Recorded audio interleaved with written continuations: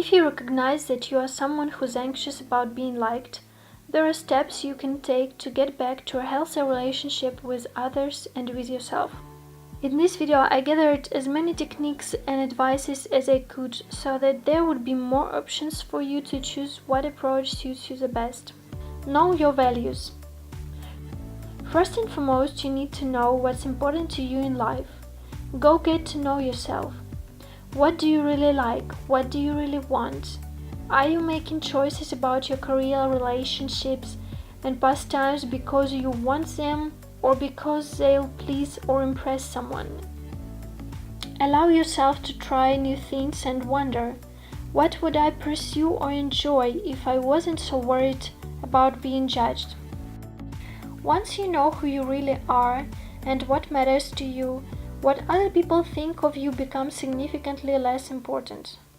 When you know your values, you'll have something to stand up for, something you believe in.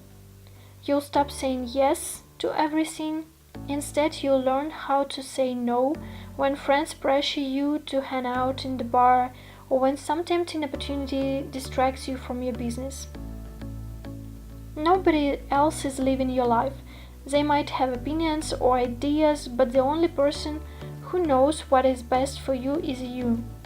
And that means you need to learn about yourself through your own mistakes and failures. I think this one is really powerful. You can conquer the world when you know your true self. Mind your own business. Stop asking people what they think of you. Stop worrying about their opinions, especially if those people are critical, unsuccessful, or unhappy. Most of the time, negative feedback is coming from negative people. Focus where it counts. Think of your available attention as a glass with a limited capacity. You choose what goes into the glass, but the glass restricts how much you can put in it. You have a limited amount of mental energy. Great public speakers have a trick to reduce nervousness.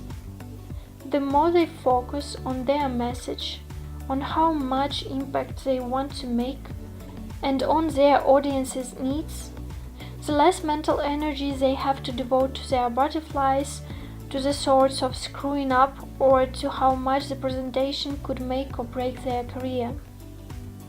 So whether you are interviewing for a job, pitching a new client, writing a book, dancing, or asking for a raise, try to focus all your attention on the task at hand and reasons why you're doing it. Be like Bruce Lee. Anxiety is a product of what is versus what could be. The best way to reduce anxiety is to clear your head of what could be. Bruce Lee was a master of this. Instead of focusing on the outcome of a fight, he emptied his mind and became formless and shapeless in order to adapt in the moment to what was rather than what might be. Focus in the moment on doing, not winning. Imagine worst-case scenarios. What intimidates you? What is it that's holding you back from doing the things you want to do? Ask yourself this question. What is the absolute worst thing that will happen if I do? And insert whatever it is that you want to do. For example, some people are intimidated to lift weights at the gym if they're just starting. You may get an odd look or two. If your gym is filled with women who like to gossip, someone may say something about you. I remember when I went to the gym, at the time when I was very skinny, I lost some weight and I didn't like how I looked in my outfit. I felt really uncomfortable emotionally just to be there and feeling like all the men at the gym were judging me and thinking how slim I was. But still, I was trying not to concentrate on that too much because I had my goals. And later, I don't remember how much time it took me to gain some weight, but it changed, it felt different. Nowadays, when I go to the gym, I'm looking in the mirror so often and really feeling myself. And also, when I still was skinny, I got used to just be there and stay focused on the training. So when being put in the uncomfortable situations, you get used to it, and those thoughts of what others think of you, they just go away. The beginning is the hardest. So when imagining the worst situation, ask yourself, is that worst case scenario really that bad? People pleasers are overly accommodating to others, thinking it will stop them from being judged. But in fact, the opposite happens. Most people don't like pushovers. The behavior we use in an attempt to please others can actually cause the opposite effect. This means that if you are a pushover, then you are going to be attracting others in your life who are also pushovers. Vice versa. And this might be not what you want. Travel alone. If you're looking for an ultimate transformation, you also can try to travel alone, or at least sometimes going out by yourself with no company.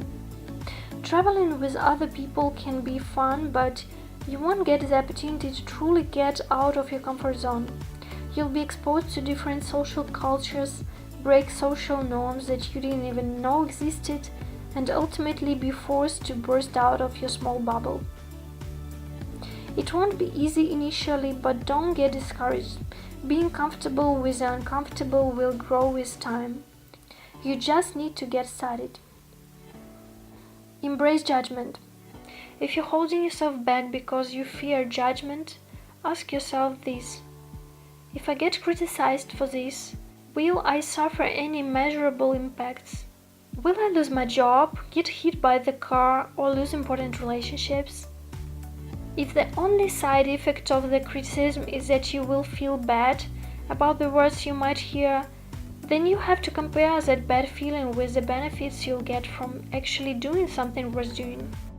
Being remarkable is exciting, fun, profitable, and great for your career and self-improvement. Then when you have chosen to take a risk and drink some champagne, afterwards, ask yourself this question: how can I create something that critics will criticize? If you stop viewing feedback as a sign that you did something wrong, and instead see it as a sign you did something notable, it's suddenly not that scary. In fact, it becomes a badge of honor that you did something worth other people's attention and them taking the time to comment on. Your work doesn't define you. We have a bad habit of letting our work define us. Therefore, a lack of success on the job makes us feel bad about ourselves. If you messed up on the job, remind yourself that you are not your work. It's okay to take on that big scary project, because if it doesn't work out, that doesn't mean you are personally failed. Reminding yourself every time that you are much more than your job will help you to get out of your own way. Remove sources of negativity. Purge your life of negative, toxic people and resources. If your co-workers have a habit of starting drama, avoid them. If your circle of friends have a tendency to tear you down, then separate yourself and look elsewhere. If you have a public life on the internet or have trouble with cyberbullying and can't laugh over the terrible comments people say about you, for the love of everything, stop reading the comments. You can't stop people from being hateful, but you can choose to ignore them and do something meaningful with your time instead. Keep doing the work that makes you happy and continue to follow your passion. Find a role model.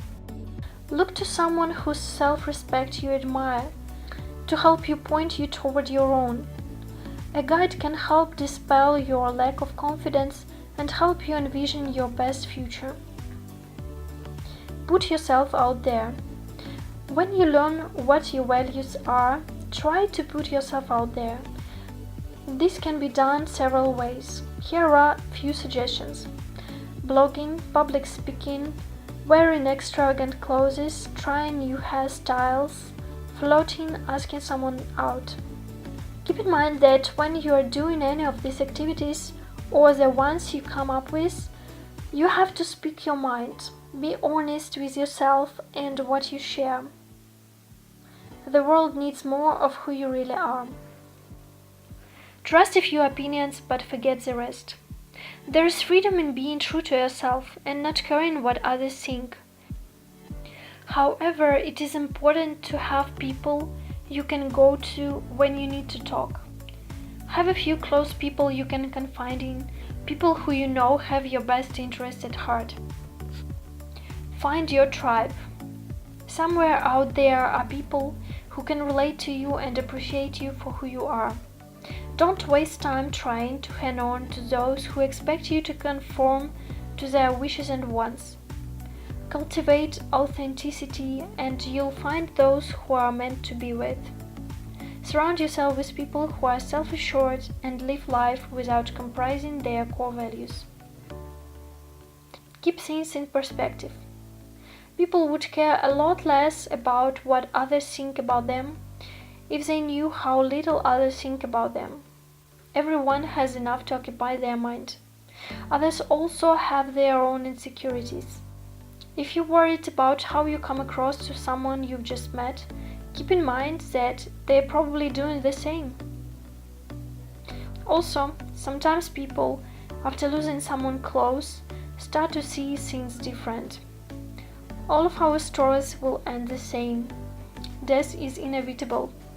As uncomfortable as it may be to acknowledge the fact that we will all die, it can also be liberating. When you can put things into perspective and realize that we only get one life, one chance, it makes it easier to stop caring so much about what others think about you and be true to yourself. Use all of your potential and talents and go for it. Let go of perfection. It can be hard to shake the feeling that if you just get things right, you will be loved and admired. But this is a fruitless pursuit. Your goal shouldn't be perfection, but rather improvement and self-growth. Be your own friend. Praise yourself rather than waiting for others to do so. When you do something you are proud of, dwell on it a little. Praise yourself for it, release the experience, take it in. Accept rather than punish yourself. Not only is acceptance the healthier option, but it also opens doorways that allow you to solve your problems rather than wallowing in them. Another option you can try is to create a growth list. A growth list is comprised of all the things in life that makes you uncomfortable, your fears and insecurities. Here's how it works. You start by writing all the things that make you feel uncomfortable. Then one by one, you do them. When you complete one task, you move on to the next. This exercise does wonders. It's a good way to get out of your comfort zone. You can read all the books in the world about being confident or getting over your fears, but if you don't take action, you're just someone who knows a lot of theoretical material. What are the benefits of not caring what others think of you? People start liking you more. When you don't base your life choices on what you assume other people might think, people are free to see the real you. This authenticity, raw beauty stripped of the facade is illuminating. Those who really like you will begin to appreciate you even more. This leads to genuine, lasting relationships. People who didn't like you in the first place still won't like you. You may not see this as a benefit, but it's better to be disliked for who you truly are than loved for what you're pretending to be. You experience less stress.